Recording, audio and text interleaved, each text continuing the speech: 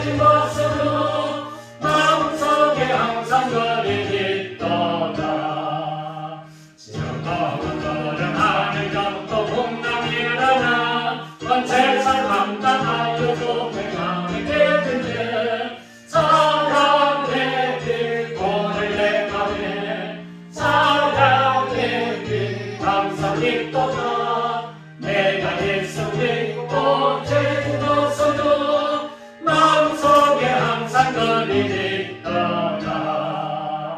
나비 가운데 행할 때에 주하게 하니 이 모든 세상 넘기고 나 전진하리라. 사랑의 빛 오늘 내 맘에 사랑의 빛 항상 있도다. 내가 예수 믿고 죄진 것으로 마음속에 항상 거리 있도다.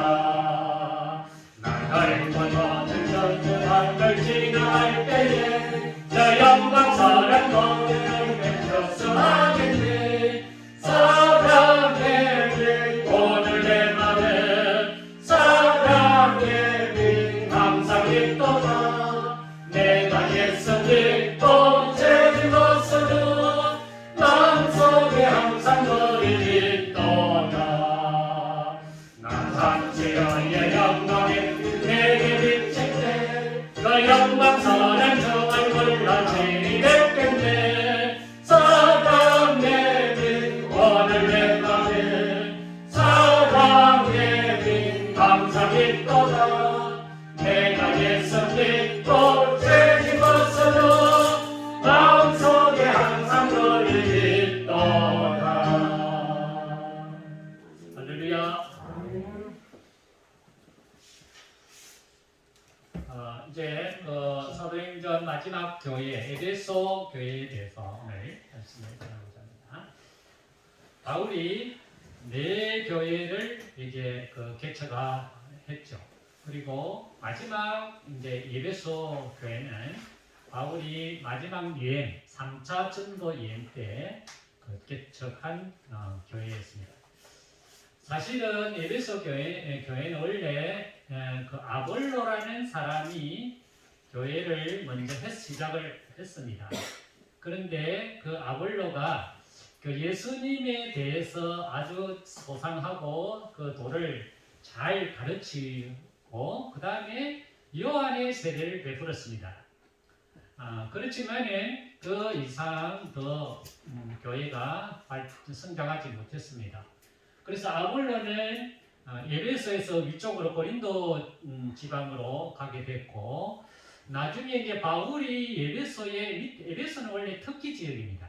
그 밑으로 내려오면서 에베소에 들렸는데 거기에 바울이 에베소에 있는 원래 이제 교회가 좀 믿음을 생활을 공동체를 하고 있었으니까 그 사람들에게 물었습니다. 너희가 믿을 때에 성령을 받았느냐 이렇게 물으니까 이 사람들이 하는 말이 성령이 계심도 듣지 못하였노라. 그리고 그러면 너희가 무슨 세례를 받았느냐 하니까 우리는 요한의 세례를 받았습니다. 그랬습니다. 그러니까 이 바울이 요한의 세례는 예수님의 세례를 준비한 세례고 그 요한의 세례 위에 예수님이 주시는 성령의 세례를 받아야 된다. 그렇게 말씀하시고 사람들에게 안수기도 하니까 이 사람들이 방언도 하고 예언도 하게 된 것입니다. 그 사람들이 12명이 되었다. 우리가 오늘 읽은 말씀 7절에 그렇게 말씀하고 있습니다. 그러니까 에베소 교회는 12사람들이 모여서 교회가 이제 성령의 세례를 받아서 교회가 본격적으로 이제 일어나기 시작했다 하는 것입니다. 그런데 이 에베소 교회가 바울에게는 굉장한 의미가 있는 교회였습니다. 왜냐하면 이 에베소 교회가 바울이 사실은 마지막 이제 한 교회였고 개척한 교회였고 바울이 이 에베소 교회를 이제 끝으로 그는 로마에 잡혀가게 되는 것입니다. 그러니까 어떻게 보면 이 마지막 힘을 다해서 마지막에 그 교회를 이렇게 세웠던 그 교회가 에베소 교회라는 거죠. 자, 그러면 에베소 교회가 바울에게 주는 큰 의미가 있는 큰 교회였습니다. 바울에게는 왜 이 바울이 에베소 교회에 굉장한 그 의미와 뜻을 가지고 있느냐면 이 에베소 교회가 나중에는 큰 교회로 발전하게 됐고 이 에베소 교회의 목회자들이 있었는데 많은 목회자들이 이 에베소 교회에서 목회했습니다. 우리가 잘 아는 사도 요한, 예수님의 제자 사도 요한도 이 에베소 교회에 와서 목회했습니다. 그리고 예수님이 십자가에 죽으시고 예수님의 어머니 마리아를 요한이 모셨습니다. 그 요한이 어디에서 모시느냐? 이 에베소 교회에 와서 그 마리아를 모셨습니다.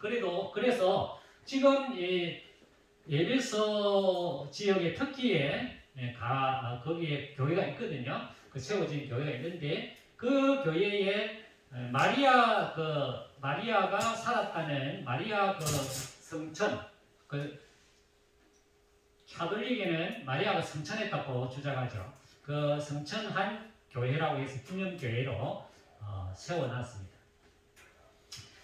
그래서 이 에베소 교회는 많은 나중에 좋은 목회자들을 배출한 교회였고 이 지역에 에베소 지역에 많은 영향력을 끼쳤던 교회입니다.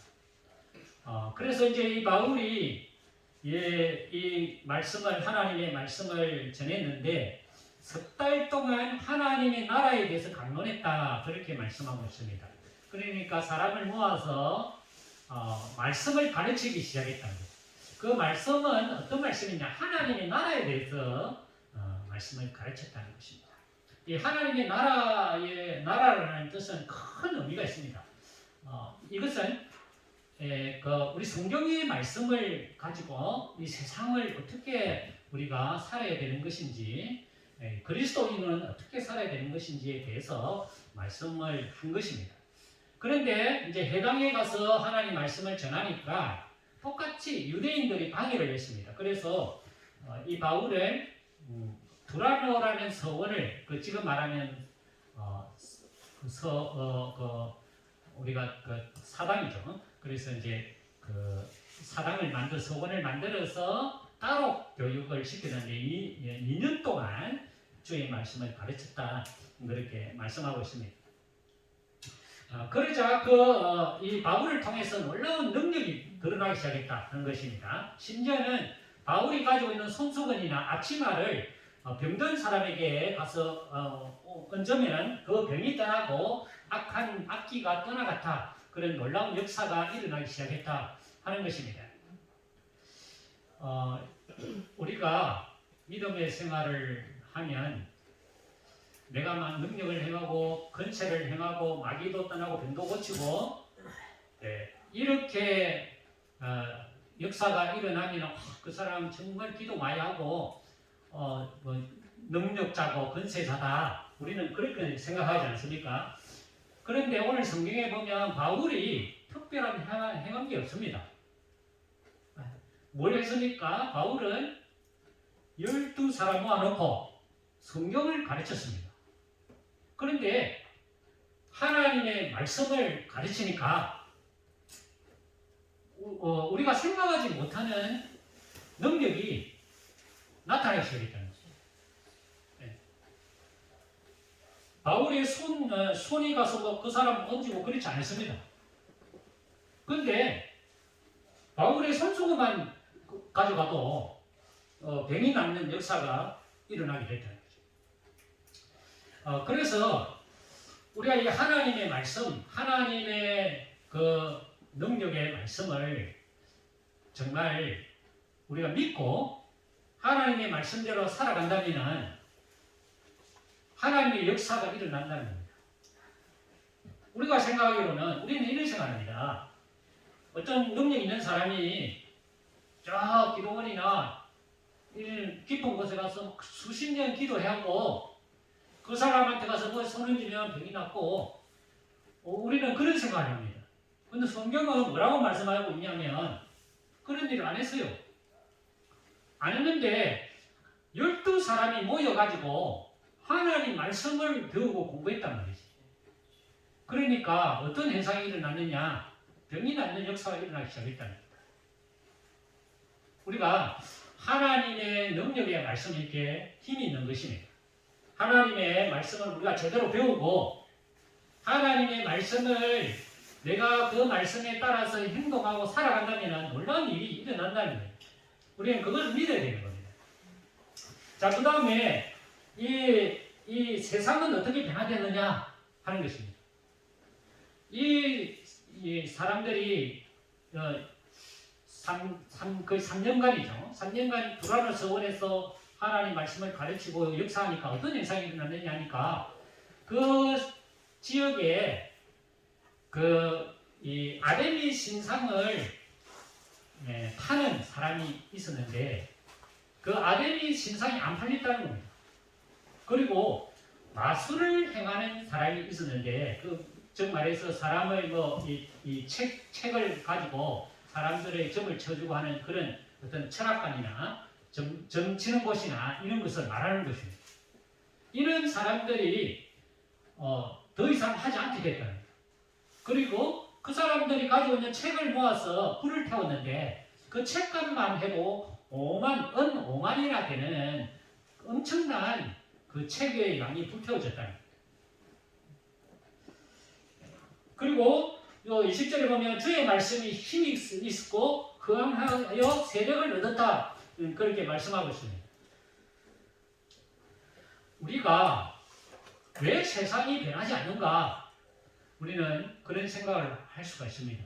우리 예수 믿는 사람들이 우리나라 엄청 많거든요. 근데 왜 세상은 이럴까? 왜 세상이 변하지 않을까? 우리는 그런 생각을 가질 수가 있습니다. 근데 바울은 12사람으로 시작했어요. 12사람으로 시작해서 그 사람들을 하나님의 말씀으로 가르쳤더니 그 하나님의 말씀을 가진 사람들이 아무것도 별로 한 것도 없는데 세상이 변화되기 시작했다는 거예요. 그래서 우리가 숫자가 중요한 것이 아니라는 거죠. 예수 믿는 사람이 숫자가 중요한 것이 아니라 진실하게 정말 하나님 말씀대로 살려고 하는 사람이 중요하다는 거예요. 에베소서는 12사람이 시작했죠.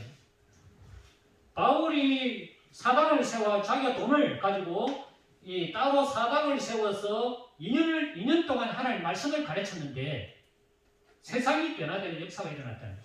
자, 그리고 난 다음에 이 바울이 에베소 그 사역을 하면서 하나님의 비전을 발견하게 됐다는 것입니다. 어떤 비전이냐면 오늘 21절 제가 읽지는 않았습니다. 21절 보면은 내가 예루살렘 가기로 작정하여 이르되 내가 거기 갔다가 후에 로마도 보아야 하리라. 내가 로마도 나중에 내가 가야 된다 하는 그 비전을 품게 됐다는 겁니다. 우리가 하나님의 말씀대로 살고 하나님의 말씀의 내 생활 속에 삶 속에 살려고 노력하고 애를 쓰게 되면 하나님이 우리에게 비전을 준다는 거죠. 그 비전은 어떤 비전이냐? 큰 비전이다. 바울이 내가 로마에 가야 되겠다. 어디에서 깨달았느냐? 이 에베소에서 깨달았다는 거죠.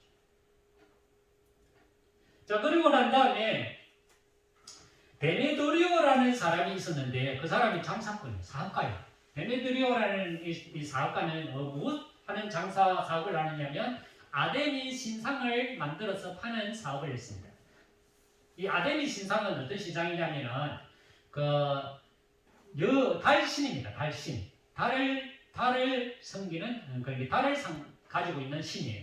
달신이고 사냥하는 신이에요. 그래서 이 아데미 신상은 풍요와 다산을 상징하는 신입니다. 그래서 아데미 신상은 은으로 만들어야 한 이것만 합니다. 조만한 언으로 만들었으니까 크게 만들 수 없죠. 근데 그게 고가라는 거죠. 그 아데미 신상을 집에다가 모셔다 놓으면 우리 집에 자식이 많이 낳게 되고 우리 집이 부자가 된다는 거예요. 그런 신상이라는 거죠. 그러니까 사람들이 이 아데미 신상, 여러분, 우리가 부자 되고 자식 많이 낳고 내 집이 커진다는 것은 간단하게 생각하면 얼마나 쉽습니까? 이 아데미 신상 돈 주고 우리 집에 갖다 놔놓으면 복이 절로 온다고 그렇게 생각하니까 얼마나 이 아데미 신상이 잘 팔리겠습니까? 그런데 바울이 그 지역에서 하나님 말씀이 퍼져나가기 시작하니까 이 장사가 안 됐다는 거예요.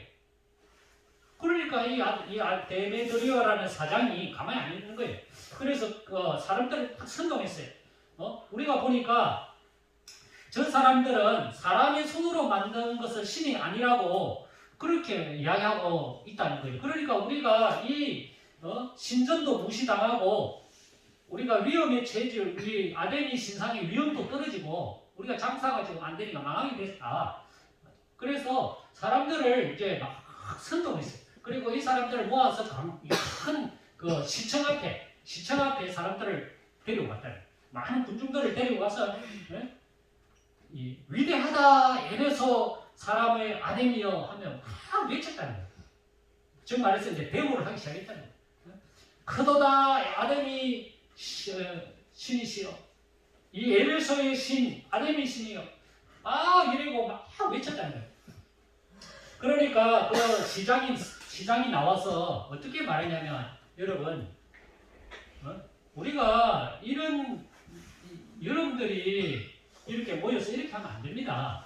왜냐하면 그 사람들이 신전의 물건을 도둑질도 해간 것도 아니고 또 우리 여신을 비방하지도 아니한 그 사람들을 붙잡아 오면 이걸 가지고 이렇게 시끄럽게 하면 나중에 이 우리나라를 통치하고 있는 이 총독이 보고 데모한다고 하면은 가만히 안 있지 않습니까? 만약에 당신들이 이 고발할 것이 있으면 정식으로 재판해서 할 수 있고, 또 우리가 민회가 있으니까 민원을 제기하는 데가 있으니까 그 문제가 있었는데 민원을 제기해서 문제를 해결할 문제지, 이걸 왜 이렇게 사람을 모아서 선동해서 우리가 그 사람들에게 빌미를 총독에게 그 경찰서장에게 이 빌미를 제공하면 안 됩니다. 그래서 흩어지게 만들었다. 그것이 오늘 19장에 있는 전체적인 내용이라는 거죠. 바울은 에베소에서 하나님의 말씀을 가르쳤고 그 말씀이 힘을 얻게 되니까 세상이 변화되는 역사가 일어났다는 거죠. 원리는 간단하지 않습니까? 그죠? 원리는 간단해요. 왜 세상이 변하지 않는가? 그거는 우리가 지금 하나님의 말씀대로 제대로 살고 있지 않다는 뜻이죠. 우리가 하나님의 말씀대로 살아간다면 많은 숫자가 아니라도 여기 12명이잖아요. 12명. 12명으로 시작된 하나님의 말씀을 가지고 그 말씀대로 우리가 살았다면 반드시 세상은 영향력을 받게 되어 있다는 거죠. 여기 보면은 이 데메드리오가 주장한 내용이 사람의 손으로 만든 것은 신이 아니라 26절에 그렇게 말하고 있죠. 그 말은 바울이 한 말이 아니에요. 자기가 한 말이에요. 이 신상을 만든 사장이 자기 입으로 한 말이에요. 이 말은 사람들이 하나님 말씀이 들어가니까 사람들이 스스로 그걸 깨달았다는 거예요. 그래 안 팔린다는 거예요. 저거 아데미 신상 저거 가짜다. 저건 신이 아니다. 저것을 집에 갖다 놓는다 해서 복이 절로 오는 것이 아니다. 그걸 알게 됐다는 거예요. 네, 놀라운 일이죠. 이 말은 바울이 다니면서 이 아데미 신상은 거짓신이고 이거는 잘못된 것이고 그렇게 말하지 않았어요. 바울은 절대 그런 말 하지 않았어요. 바울은 뭘 했습니까? 하나님 말씀만 제대로 가르쳤어요. 하나님의 말씀대로 살라고 그렇게 가르쳤어요. 그러니까 사람들이 그걸 알아들었다는 거죠. 세상 사람들이 그걸 보게 됐다는 거예요. 우리가 섬기는 게 이게 뭔가 이게 잘못되어 있구나. 그걸 알게 됐다는 거죠. 그래서 문제가 일어나게 되고 세상이 막 혼란 속에 빠져들게 됐다 하는 것입니다. 그리고 진리는 항상 승리합니다. 데메드리오가 사람을 속여서 사람을 모았지 않습니까? 그리고 시청이 막 사람을 때리고 자기가 막 아데미 신상을 최고로 신으로 섬기려고 노력했지 않습니까? 근데 서기장이 여러분 이러면 안 됩니다 하고 해산시켜버렸잖아요. 거기에 바울이 힘을 썼습니까? 좀 봐달라고 서기장한테 가서 막 돈을 썼습니까? 뭘 했습니까? 바울은 한마디도 안 했어요.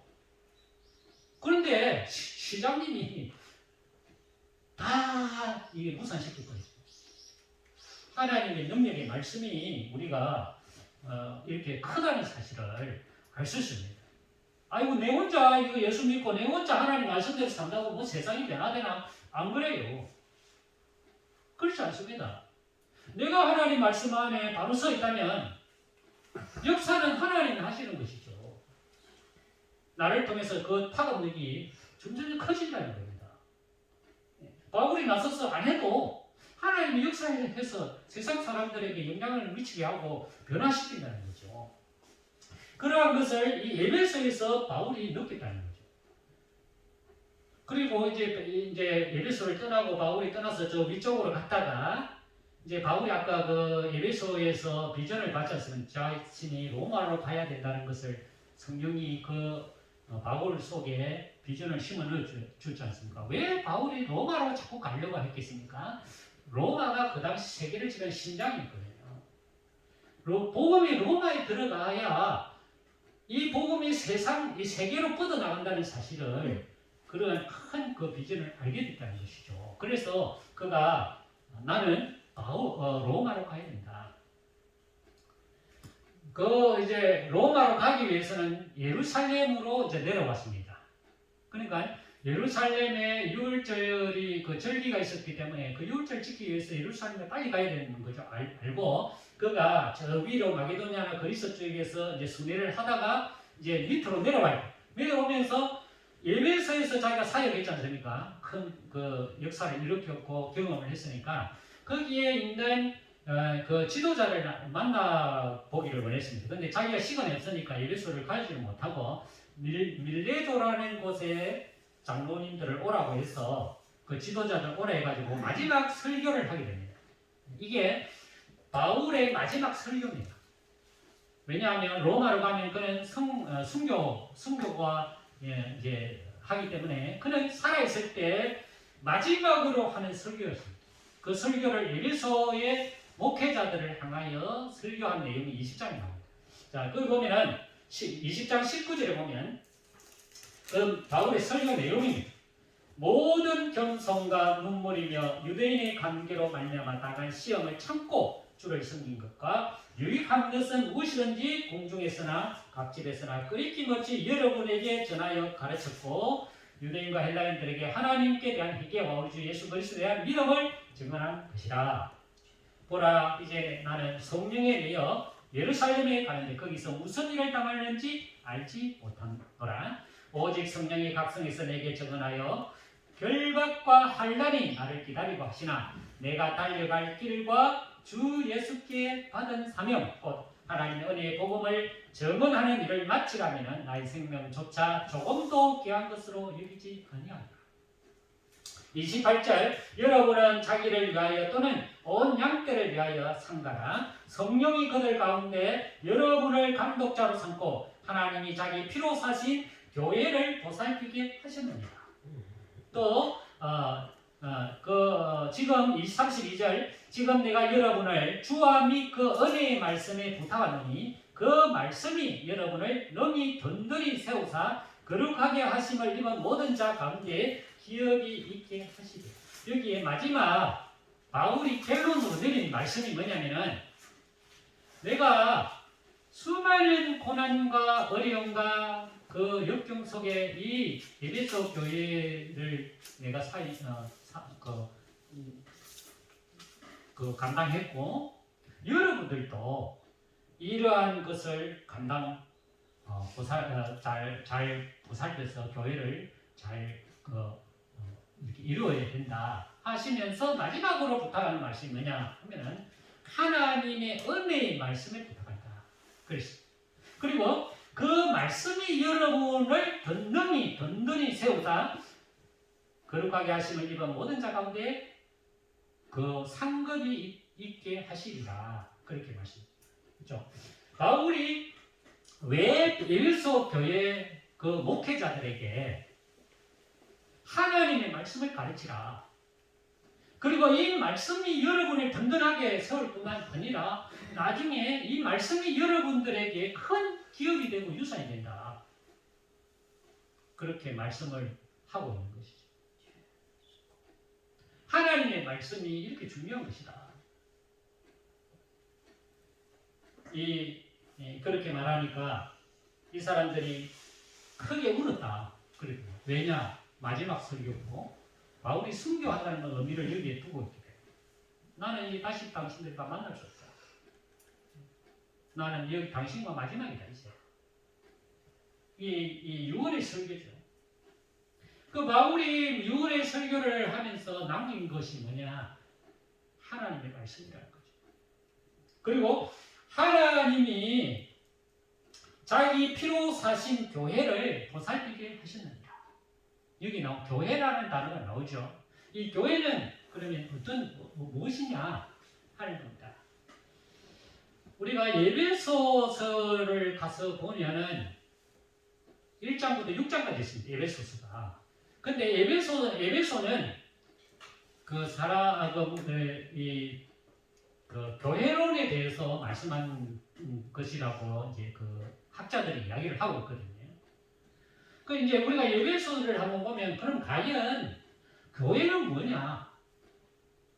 이 바울이 교회는 뭐냐라고 이야기하는데 교회가 뭔지에 대해서 말씀을 주고 있습니다. 바울에게 있어서는 에베소 교회가 중요한 교회였고 마지막 있는 힘을 다해서 쏟았던 교회가 에베소 교회입니다. 다른 교회들은 그렇게 많은 기간을 투자하지 않았습니다. 투자라는 말이 좀 이상한데 다른 교회 지역에는 그렇게 많은 기간 동안 하나님 말씀 머물지 않았습니다. 그런데 에베소는 거의 3년을 머물렀어요. 그러니까 자기의 마지막 있는 모든 전력을 그 교회에 다 쏟아부었다는 뜻입니다. 자, 그러면 이 에베소서를 보면 바울이 과연 그 에베소 교회를 향하여 어떤 말씀을 했느냐? 그게 중요하지 않습니까? 그래서 1장부터 6장까지 성경을 한번 보면은 바울이 이야기하는 그러면 교회는 뭐냐? 교회는 사람이다. 그렇게 말씀하고 있어요. 그러면 어떤 사람이 세상에 사람이 많지 않습니까? 어떤 사람이냐? 교회는 거룩한 사람들이 모인 곳이다. 즉 말해서 하늘에 속한 신령한 복을 받은 사람이 성도고 그 성도들이 모임이 교회다. 그렇게 말씀하고 있습니다. 그리고 이 성도는 하나님이 선택했고 그리고 또 하나님이 예정해서 또 자기의 아들로 삼으셨다. 그래서 그 아들을 통해서 제사함을 받게 되었고 우리의 그 몸은 몸으로 비유할 것 같으면은 그 머리는 예수님이고 그 몸은 우리다. 그래서 교회는 성도들인데 누구를 중심으로 모인 성도들이냐? 머리가 몸의 주인인 것처럼 예수님을 주인으로 모시고 모여 있는 그런 단체, 그 단체가 바로 교회다. 그렇게 말씀하고 있습니다. 그리고 그러면 옛날부터 우리가 그런 거룩한 사람이었나? 아니다. 옛날에는 우리는 허물과 죄로 죽었는데 예수님이 우리를 살렸다. 그래서 우리는 원래 본질상 진노의 자녀였고 또 그 진노의 자녀들을 위해서 예수님이 피로 흘렸기 때문에 우리는 그 예수님을 믿음으로 말미암아 구원을 얻은 사람들이다. 그것이 하나님이 우리의 어떤 구원이 우리의 노력에 의해서 우리가 돌을 닦아서 내가 무슨 일을 해서 얻은 것이 아니고 하나님이 예수님의 피로 우리에게 거저준 하나님의 선물이다. 그 선물을 받은 사람이 바로 성도고 그 성도들의 모임이 교회다. 그렇게 말씀하고 있죠. 그 다음에 예수님에 대한 십자가에 대해서 이야기를 합니다. 예수님의 십자가로 우리가 하나님과 우리가 합행을 얻게 됐다. 그리고 그 중간에 하나님과 가려져 있던 막을 그 십자가로 무너뜨리시고 하나님과 우리가 화목하도록, 그죠? 화목이라는 말은 이야기할 수 있는 하나의 공동체로, 하나의 가족으로 만들어 주셨다. 그러니까 예수님의 피를 통해서 우리는 하나님의 가족이 됐다. 그리고 그 예수님을 통해서 우리에게 성령을 주셨다. 우리의 몸은 성전인데, 우리 몸이 성전이다. 우리 몸은 성전인데, 이 성전 안에 뭐가 있느냐면, 우리 속에 성령님이 있다. 그 성령님이 우리 속에 들어왔기 때문에 우리가 거룩한 성소가 됐다. 우리 각자가 교회가 됐다. 이런 뜻입니다. 그래서 이 각자의 교회들이 모인 곳이 바로 교회다. 거룩한 모임이다. 그렇게 말씀하고 이 성령을 통해서 우리 속사람을 능력으로 강건하게 만들어 주시고 그러므로 그리스도의 이 성령을 통해서 그리스도의 사랑을 알게 되고 우리는 그 사랑에 성숙한 사랑으로 나아갈 수 있도록 성령님이 우리를 이끌어 주신다. 그렇게 말씀하고 있습니다. 그리고 이 성령님을 통해서 성령님은 우리에게 은사를 주신다. 그 은사를 수많은 은사가 있는데 그 은사는 우리의 성도들을 섬기고 봉사하는 일을 함으로써 이 그리스도의 몸을 우리를 세우려고 성령님이 우리에게 은사를 주셨다. 그렇게 말씀하고 있습니다. 그래서 우리가 성령님을 모신 우리 자체가 교회다. 거룩한 성전이다. 내가. 그러므로 우리는 이 성전을 거룩하게 갖고 가야 되고 내 몸을 거룩하게 갖고 가야 되고 이 세상 속에서 성도로서의 삶을 살아야 된다. 그렇게 말씀하고 있습니다. 우리가 생각하면 사도 바울이 당신은 하나님의 은혜로 성도가 됐고 교회가 됐으니까 놀라운 일을 이야기하지 않겠습니까? 그런데 에베소를 보면은 아주 사소한 일을 이야기하고 있다는 겁니다. 첫째가 뭐냐면은 분을 내어도 죄를 짓지 마라. 해가 지도록 분을 품지 말라. 그럼 하를 품고 살아가지 마라. 빨리 하가 있으면 분노가 있으면 빨리 그걸 해결하고 해가 지기 전에 하루에 끝내야 된다. 그렇게 말하고 있어요. 그 다음에 자기의 손으로 일하고 선한 일을 해라. 그 다음에 더러운 말은 입 밖에 내지 마라. 바울이 성전된 우리를 향하여 이렇게 말하는 거는 매우 사소한 일이라는 거죠. 우리는 예수 믿고 내가 세상의 빛이다. 큰 걸 생각해, 큰 거를. 근데 바울이 진작 이야기하는 거는 큰 것이 아니 사소한 거를 잘해라. 그런 뜻입니다. 그리고 아내는 남편에게 순종하고 남편은 아내를 사랑해라. 왜냐하면 이 부부 관계가 예수님과 우리와의 관계다. 그렇게 말씀하고 있습니다. 그래서 우리가 이 사소한 우리의 가정생활, 우리의 삶 생활 속에 예수 믿는 사람으로서의 삶을 살아야 된다. 그 삶을 통해서 세상이 변화되고 그 놀라운 능력들이 일어나게 된다 하는 것입니다. 우리는 이게 뭐 놀라운 일일까, 그죠? 그렇게 생각할지 모르지만은 그 당시에 이 세상, 그 당시에 에베소 사회에서 이런 삶을 사는 사람이 많이 없었다는 뜻이겠죠.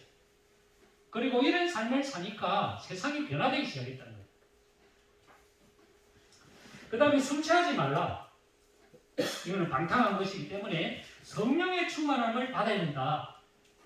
그리고 그 성령의 전신 갑주를 입어라. 왜냐하면 세상이 악하기 때문에 그렇다.